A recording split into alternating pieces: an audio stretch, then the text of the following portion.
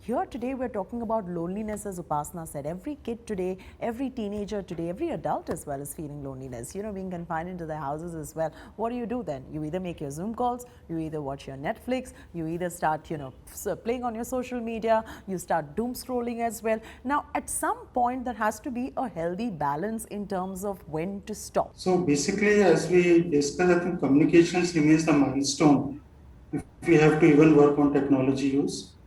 And communication can also happen through engagement with children with various leisure activities, because that we are missing. I think leisure activities has become now digital leisure activities, whether it is for children, whether it's adolescent or parents also.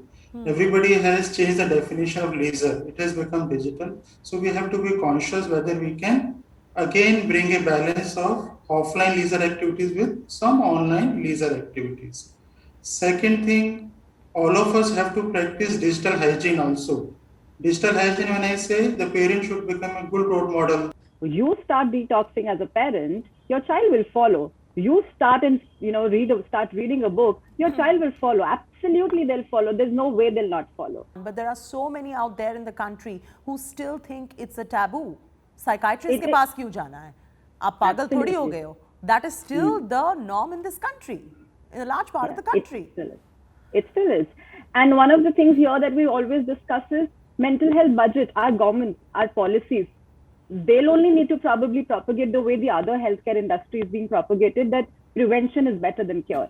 Yeah. So similarly, you don't have to have a full-blown mental disorder to reach to a therapist or a psychiatrist. So let's say psychiatrist, yes, medication, full-blown mental health illness. But a mental health professional wherein you'll be talking, a counselor where there's only going to be talk therapy, it's prevention. It's you're noticing something's not right. It's noticing that you don't feel like working. It's noticing that your child doesn't want to study. It's noticing that he's not able to do the things he was able to do earlier. Right? So when you notice that, when you see those telltale signs, it's important that we kind of prevent it. So the more it keeps coming in the mainstream media and the more people start looking at it as a normal aspect of life, it's like, again, I will say, you go to a salon for fixing your hair and everything, right? Similarly, you go to a counselor for fixing your thoughts, not even fixing your thoughts, but just getting them more coherent. Dr. Manoj, what are the steps that parents can take first for de-addiction and set an example for their children as well? I think first parents also have to acknowledge that they have excessive use of technology. So once the acknowledgement comes, it will lead to action which they can bring in terms of lifestyle changes, they can bring in terms of controlling their technology use whenever they are in the home setting or whenever they are with the young children or with the adolescent. An addiction is an addiction, whether it is to drugs, whether it is to alcohol, or whether it is to social media. That dependency is something that people are struggling to let go of. Three things they should keep in mind. First is preoccupation or the continuous desire to either remain engaged with technology or with substance use. If that is happening, that will also have a significant impact on his or her lifestyle. Second thing they have to realize is, do they have control or are they losing their control for technology or for substance use?